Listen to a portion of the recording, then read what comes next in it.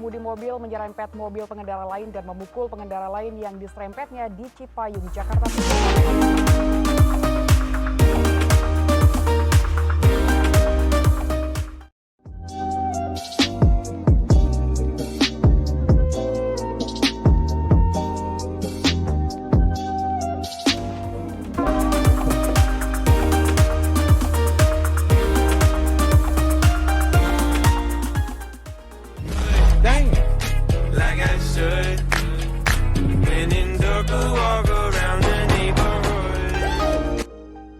Seiring dengan perkembangan teknologi komunikasi dan informasi, pilihan media komunikasi massa pun semakin bervariasi.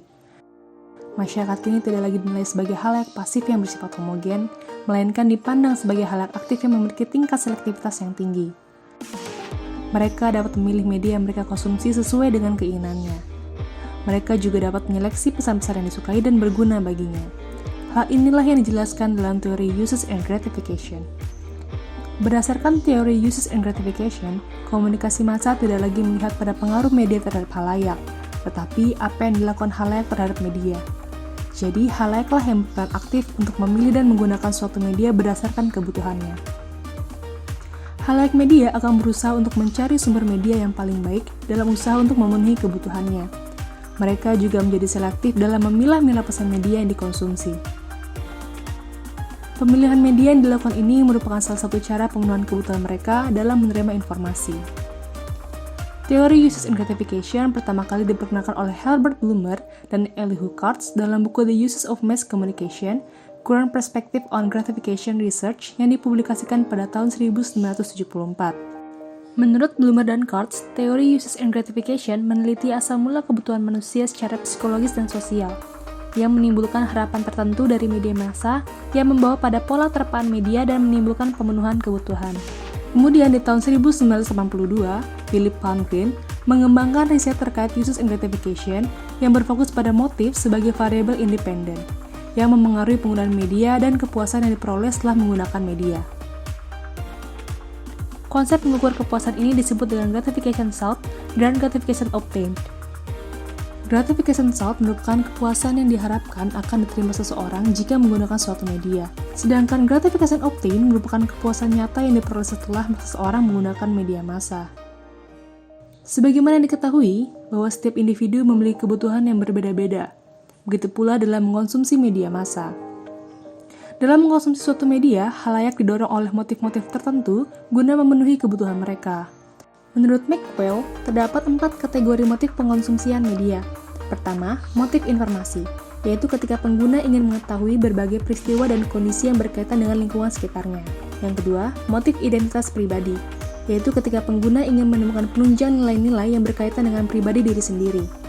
Yang ketiga, motif integrasi dan interaksi sosial, yaitu ketika pengguna ingin memperoleh pengetahuan yang berkenaan dengan empati sosial. Yang keempat, motif hiburan, yaitu ketika pengguna ingin melepaskan diri dari permasalahan. Saat motif penggunaan media halayak terpenuhi, maka kebutuhan mereka pun terpenuhi. Terpenuhinya kebutuhan halayak akan menentukan kepuasan atau ketidakpuasan halayak terhadap media atau pesan media yang dikonsumsi. Kepuasan ini diukur berdasarkan terpenuhinya motif yang awal mendasari individu memilih suatu media. Kepuasan yang diperoleh dari media ditentukan oleh sikap halayak pada media yang dikonsumsi, yaitu evaluasi dan kepercayaan yang diberikan dari isi media. Jika halayak percaya bahwa suatu media dapat memenuhi kebutuhannya, maka halayak akan tetap menggunakan atau mengkonsumsi media tersebut. Sebaliknya, jika kebutuhan tidak terpenuhi, maka halayak akan menghindari atau meninggalkan media tersebut. Walaupun teori Uses and Gratification berperan besar dalam penelitian komunikasi massa, khususnya dalam memahami alasan dan tujuan penggunaan media oleh halayak, teori ini tidak luput dari berbagai kritik. Teori UNG cenderung bersifat individualistis karena hanya menekankan pada sisi pencarian gratifikasi yang diperoleh secara psikologis, sedangkan konteks sosialnya menjadi terabaikan. Kedua, dalam teori UNG, para peneliti hanya menaruh perhatian pada alasan mengapa halayak menggunakan media, bukan pada apa yang sebenarnya diperoleh halayak ketika menggunakan media.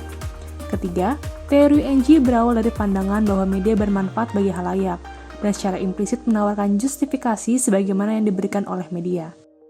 Pada akhirnya, teori Uses and Gratification tetap mampu memberikan visi baru dalam komunikasi massa, yaitu masyarakat berkesempatan terlibat secara aktif dalam proses komunikasi dan mencari informasi. kesempatan ini juga harus diiringi dengan kemampuan literasi digital. Sebab dalam banyak kasus, khalayak lebih mencari informasi yang meneguhkan keyakinannya atau pilihan-pilihan sikap yang sebelumnya telah diambil. Jika hal itu tidak disertai dengan sifat kritis yang cukup terhadap sumber-sumber informasi yang diakses, maka dapat menciptakan suatu pandangan yang bias dan menyesatkan. Oleh karena itu, literasi digital mutlak diperlukan agar media benar-benar dapat memberikan manfaat bagi khalayak, dan bukan sebaliknya. Video pembelajaran ini didanai oleh Hibah Inovasi Pembelajaran Daring Universitas Padjadjaran 2021.